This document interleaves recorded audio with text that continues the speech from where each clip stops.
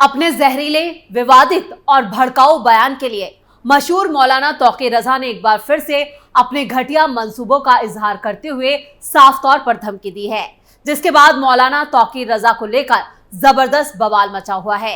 एक तरफ यति नरसिंहानंद के पैगंबर मोहम्मद साहब पर दिए गए विवादित बयान को लेकर घमासान मचा हुआ है, तो वहीं अब मौलाना तौकीर रजा भी इसमें कूद गए हैं। सीधी सीधी चेतावनी दी है और सड़कों पर उतरने का ऐलान कर दिया है। आखिर क्यों मौलाना ने यह फैसला लिया है और कब उतरने का किया है ऐलान, सब कुछ आपको हमारी इस स्पेशल स्टोरी में हम बताएंगे।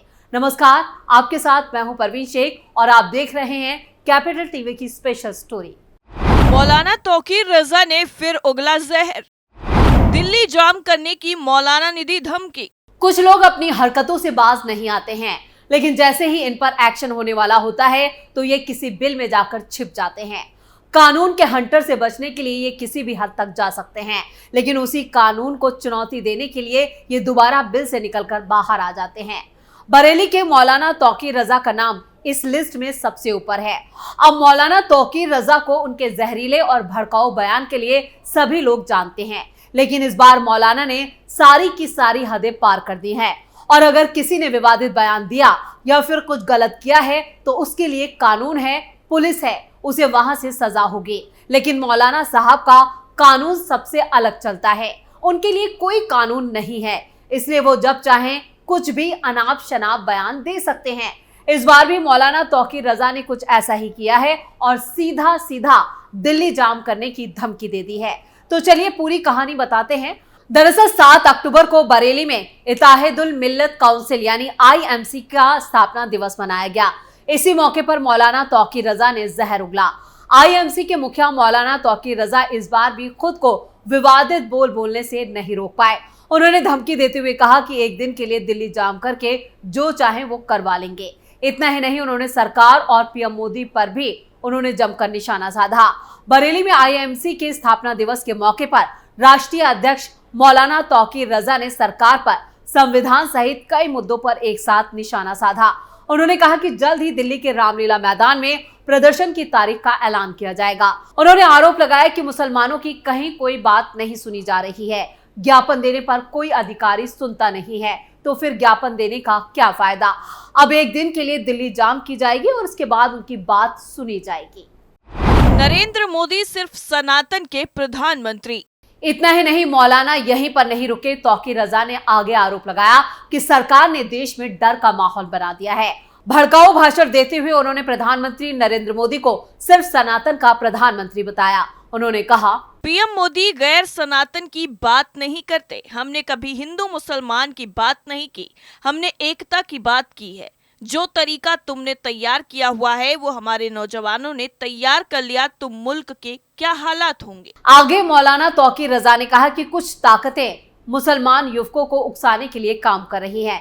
जिस तरह लोग गुस्ताखी कर रहे हैं वो केवल सुर्खियों के लिए कर रहे हैं। PM मोदी को मुसलमानों ने अपना नेता माना है। उन्होंने पूर्व PM लाल बहादुर शास्त्री, जवाहरलाल नेहरू, इंदिरा गांधी का नाम लेकर कहा, क्या मुसलमानों ने इन्हें अपना PM नहीं माना? अब धरना नहीं, जवाब दिया जाएगा।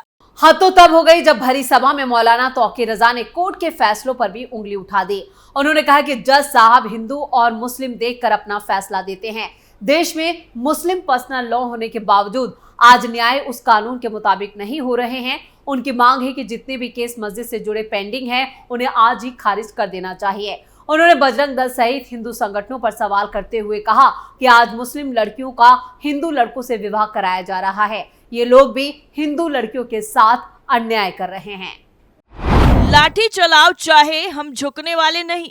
मौलाना ने कहा कि कुछ लोग हिंदू राष्ट्र करने का प्रयास कर रहे हैं। हमारे ऊपर लाठी चलाओ, गोली चलाओ, मगर हम झुकने वाले नहीं हैं।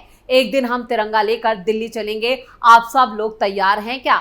इतना सुनते ही मौलाना के कहने पर सभी लोगों ने हाथ उठा दिया। मौलाना ने कहा कि हम देश के संविधान की हिफाजत के लिए दिल्ली पहुंचेंगे। हमारे ऊपर लाठी चलाओ, गोलियां चलाओ, हम जान दे देंगे मगर झुकेंगे नहीं। हुजूम ऐसा हो दिल्ली से बरेली तक की सड़कें हो जाएं जाम। मौलाना तौकीर रजा ने कहा कि बरेली वालों, जब तुम दिल्ली के लिए निकलो तो अमनो अमान के साथ निकलना। हुजूम ऐसा होना चाहिए कि दिल्ली से बरेली तक सड़क जाम रहे। इसी तरह दूसरे क्षेत्रों का भी मुसलमान दिल्ली पहुंचेगा, उनसे भी इसी तरह की अपील की जाएगी। उन्होंने ये भी कहा कि बिना माहौल खराब किए शांतिपूर्ण तरीके से हमें अपना विरोध जताना है। इसके बाद देखते हैं कि पैगंबर मोहम्मद की शान में गुस्ताखी करने वाले कैसे आजाद घूमते हैं। मौलाना तौकीर ने हिंदुओं पर भी तीखा कटाक्ष किया। उन्होंने कहा कि गायों की तस्करी और निर्यात हिंदू कर रहे हैं, लेकिन बदनाम मुसलमानों को किया जाता है। मौलाना ने हिंदू संगठनों पर आरोप लगाया, अगर कोई मुसलमान की बेटी को भगाता है तो उसे 2 लाख रुपए दिए जाते हैं। मौलाना ने साफ किया कि वो देश को कभी हिंदू राष्ट्र नहीं बनने देंगे, चाहे इसके लिए लाठी गोली का सामना क्यों ना करना पड़े। मौलाना के बुलावे पर सैकड़ों मुसलमान कार्यक्रम में शामिल हुए। यह आयोजन थाना बरादरी क्षेत्र के ताज पैलेस में हुआ, जहां मौलाना ने अपनी बात रखते हुए देश भर के मुसलमानों को सड़कों पर उतरने की तैयारी करने को कहा। आपको बता दें कि यति नरसिंहानंद ने अभी हाल ही में पैगंबर मोहम्मद साहब पर विवादित बयान दिया था, जिसके बाद ये पूरा बखेड़ा शुरू हुआ। यति नरसिंहानंद ने जिस तरह का बयान दिया है, उसके बाद अब उस पर कोई एक्शन नहीं लिया गया है, जिसके बाद सवालिया निशान भी लग रहा है। और इसी के विरोध में अलग अलग नेता से लेकर अलग अलग धर्मगुरु कहीं ज्ञापन दे रहे हैं तो कहीं पर सड़कों पर उतरने की धमकी दे रहे हैं।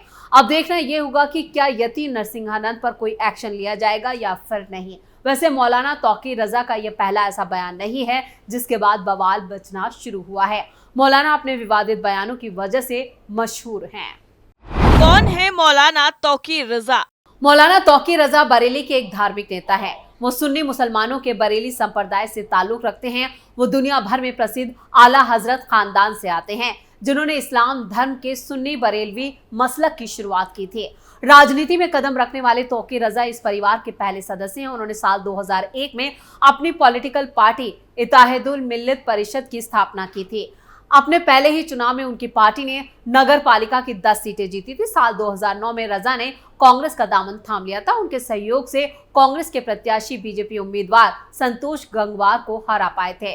उत्तर प्रदेश की बरेली में हुए हिंदू मुस्लिम दंगों में तौकीर रजा को पुलिस ने आरोपी बनाते हुए गिरफ्तार किया था। साल 2012 के विधानसभा चुनाव में तौकीर रजा ने समाजवादी पार्टी का समर्थन किया। उनकी पार्टी ने भोजीपुरा से चुनाव भी जीता। 2013 में सपा सरकार ने तौकीर रजा को हथकरघा निगम के उपाध्यक्ष का चार्ज दिया था, जिसे मुजफ्फरनगर दंगों के बाद उन्होंने वापस कर दिया। बाद में उन्होंने सपा से भी इस्तीफा दे दिया और इस बीच उन्होंने आम आदमी पार्टी के अरविंद केजरीवाल से मुलाकात कर सुर्खियां बटोरी। साल 2014 में तौकीर रजा ने मायावती की बीएसपी को समर्थन दिया। साल 2015 में उन्होंने all India Muslim personal law board का गठन किया।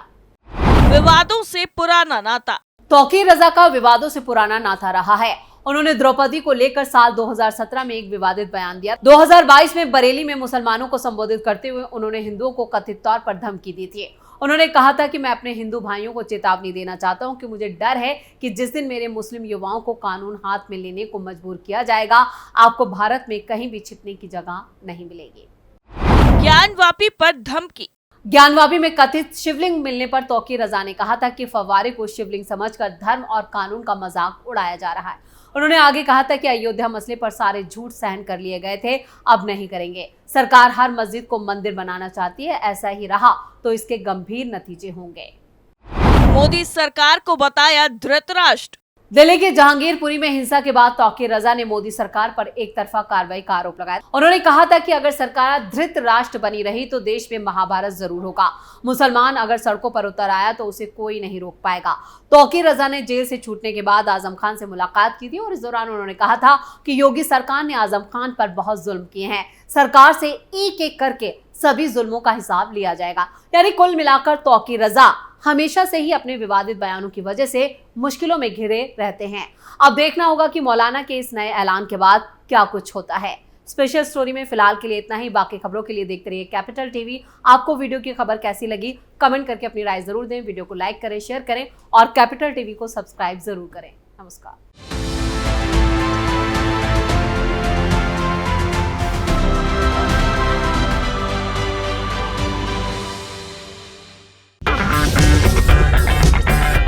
अगर आपको हमारा वीडियो पसंद आया हो तो इसे लाइक करें, हमारे चैनल को सब्सक्राइब करें और हाँ, बेल आइकन दबाना ना भूलें ताकि आप तक हमारे वीडियो की नोटिफिकेशन पहुंचती रहे। आप अपना सुझाव हमें कमेंट बॉक्स में दे सकते हैं। हमारे साथ जुड़ने के लिए शुक्रिया।